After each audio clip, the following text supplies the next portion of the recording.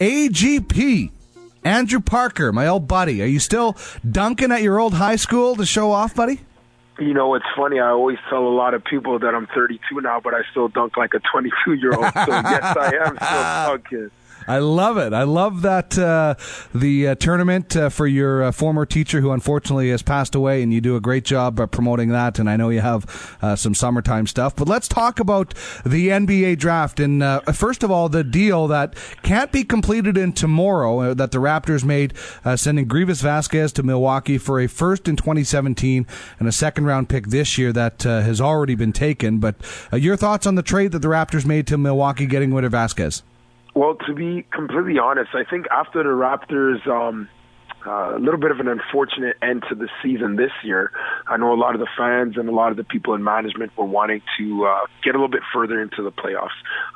I personally believe that they should have went at least to the semifinals in the Eastern Conference, but after the kind of abysmal ending, I think they wanted to make a quicker move and get some young guys in. I know it's going to be tough losing Grievous because Grievous was such an integral part of the team, but looking to the future, I think that's what a lot of these teams are doing right now in the draft. And for the Raptors, it's going to be tough losing Grievous, but I think it was probably the best move that they could do for the future. And the future, the immediate future anyway, is Delon Wright, who they took 20th overall. Last year they went off the board with the Brazilian. This year they take a point guard from Utah who is great defensively, maybe not as prolific offensively, but he will be able to defend, and that's the one thing that comes with this guy. Yeah, absolutely. I mean, if you watch the playoffs this year, I mean, it was tough. I mean, it was really hard because we had the We the North campaign, we had the Pride of the North campaign, and then we lost fairly quickly in the first round when a lot of people thought that we would go a little bit further. Definitely they need a lot of defensive guards. We had a lot of offensive power. We had DeRozan. We had the former slam dunk champion.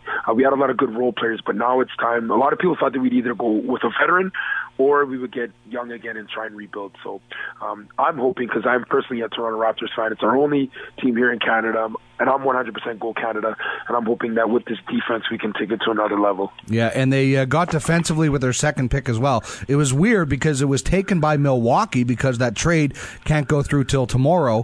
So Norman Powell, a shooting guard with defensive tenacity, comes with the Raptors' second pick in the second round, which was actually taken by Milwaukee. It's a little bit confusing. As for the Minnesota Timberwolves, 3 first overall picks now on their roster. It's the first time they've had the first overall pick in franchise, but with Wiggins and Bennett, now they have Karl Anthony Towns to complement Andrew Wiggins. And what is this combination going to be like, do you think? Well, it's funny because I was thinking when the draft came around that either Minnesota would go with a point guard or with a center or a power forward that they could use to complement Wiggins.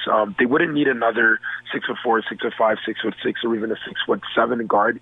They already have that in Wiggins. Wiggins was the Rookie of the Year. They're pretty much set there at that position. However, with this big guy, Karl Anthony Towns from the Dominican Republic, University of Kentucky, played under John Calipari. Basically, all the kids who play for Calipari know that within the first, second, possibly third year, they're going to go to the NBA. So Karl's going to be ready to come in and play his role and basically facilitate Wiggins and Bennett, and hopefully they get a chance to get into the playoffs. I think it was a smart move. I actually, when I had my draft written up with me and my former professional basketball players, I had Karl Anthony Towns go number 1 as well. I think it was a smart move.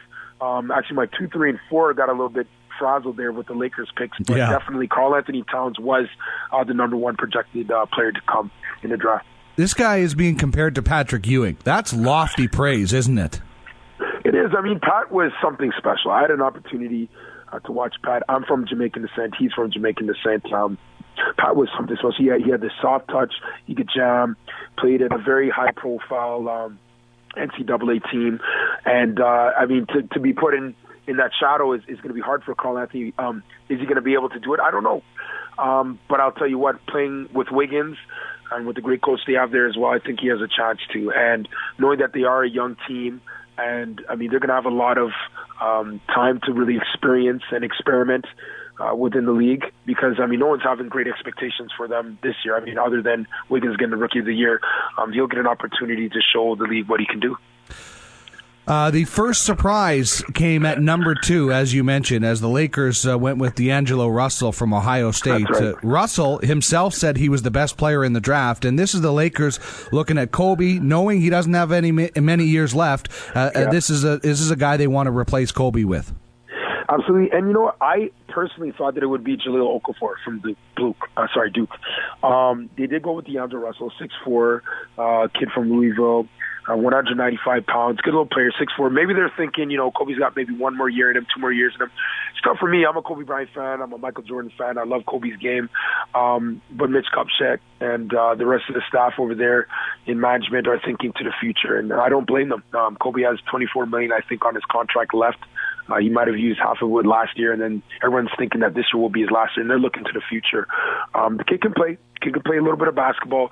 It's going to be a lot of weight on his shoulders. I mean, you're coming from a team that's won 16 championships before. You had Shaq, you had Kareem, you had Magic, you have Kobe now. It's going to be a lot. Hopefully he'll be able to get it in the next few years, but I think maybe 3 or 4 or 5 years they'll get another draft pick and they'll be back into playoff contention. We're joined by Andrew Parker, former pro player and current coach at Grant MacEwan. I wonder what Kobe is like as a teacher. As a teammate, he's selfish and he has to be to score points. I wonder if he's going to be a good teacher. It's funny that you say that because a lot of players, once they see the light at the end of the tunnel, for instance, Kevin Garnett going back to Minnesota, a lot of players who played at San Antonio ended up coming back and playing for Pop. They take that leadership role. Kobe's stubborn. I kind of like that stubborn nature of him because that helped him get that 4th and 5th championship of his after Shaq left. Shaq made the little hip-hop video there after he won with Miami saying, Kobe can't do without me. And then Kobe got Paul Gasol and Lamar Odom. He was able to win 2 championships, and he said, I just proved that I got 1 more championship from Shaq. In terms of a teacher, Kobe's a tough guy to play with. I mean, a lot of guys know that, but if they have expectations as high as Kobe, the potential for greatness is definitely there. Or it can go completely south like it did with Dwight Howard. So, we'll hope that the young guy is able to develop a relationship with Kobe, even if it's 1 or 2 years that Kobe will continue playing in the league. But we hope for the best, especially for the Lakers. Number 3 was Jahlil Okafor, and I, like you, thought he might have had a chance to go 1 or 2. He's from Duke. He goes to the Philadelphia 76ers at number 3, and it's an interesting pick because Philly already has a few big men, and then they draft another one. Yeah, you never know what they're going to do. I think they might make a couple moves in the offseason to free up some space and let the young guy play. Last year for Philly was a tough go, and given the Eastern Conference's it's very much so not as good as the Western Conference. I was actually having a conversation with some university coaches last week, and they were saying how the Western Conference, if they decided to take the top 16 teams in the league, by far the Western Conference would have more teams in the playoffs than the Eastern Conference. That being said, Jahlil Okafor, he's an excellent offensive rebound, terrific inside scorer. He can definitely bring a lot of potential to the 76ers, but it's still going to be a long way before they get to that level. Even Atlanta, with a very, very, very, very, very good team, actually lost to Cleveland, and it's tough. It's tough for a young guy to come in and make that big of an impact right away, unless your name is Kobe Bryant or Michael Jordan, etc. Yeah, exactly, and especially we'll have to see if Philly does make a few trades to try and to get rid of some players. Then the pick makes a little bit of sense. If they don't, then you wonder. There's only so much. There's only one basketball to go around and only one hoop. Absolutely. The Knicks go international with Kristaps Porzingis from Latvia, and man, did New York fans dislike this pick. Like, it looked like kids were crying. You know what? I'll tell you something about New York. New York fans are very loyal, and New York fans are not afraid to voice their opinion. I think a couple of years back, they had made another draft pick in New York, and a lot of the fans let Commissioner Stern know with their very loud boos that they did not approve of the choice that they make. New York's had it hard this year. They expected a lot with Phil Jackson coming in, Derek Fisher with his championship experience, Amari Stoudemire, etc., and then with J.R. Smith actually making his departure from the team. They thought that, brighter days were coming, but however, you can't build a team in a day. You can't build a team in a year, not in the NBA. The NBA, you need a superstar, you need good role players, you need good management, and you got to be able to have a lot of money to get some other players in there to play their roles. Although New York is going to boo initially, what if the kid, Kristaps, decides to have a good year? Then there'll be the same fans jumping on the bandwagon again and praising him. So, New York is New York. They're always going to voice their opinions, but I think we should give the kid a chance there. And this kid's going to take a little while to develop, but he's already said he can't wait to play the triangle, so that's got to make Phil happy.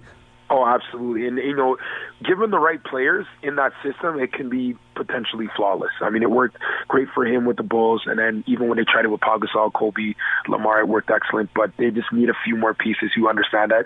Not to mention a few more players who are willing to buy into that. If they don't have players who are willing to buy into that, it can make it very frustrating, and it can make for tough times in a professional league. The Orlando Magic rounding out the top five with Mario Hrzonja from Croatia. And then a little bit later on, after the Raptors made their pick, or before the Raptors made their pick, the first Canadian went off the board, Trey Lyles to the Utah Jazz. The Jazz actually taking 2 Canadians tonight, but number 12 overall to Trey Lyles, a guy that was born in Saskatoon but grew up in the United States, but we can still claim him as ours. What do you like about this guy?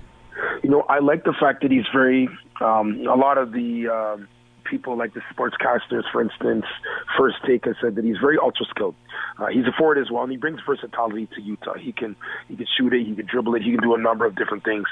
Depending on what the coach wants, they can just slide him right into position. I've always liked Utah. They've been very disciplined. They've had great coaches, Jerry Sloan for a number of years. And I think next year will be the year that Utah gets right back into the playoff picture. Last year, we had a number, and I mean a number of Canadian players come into the league.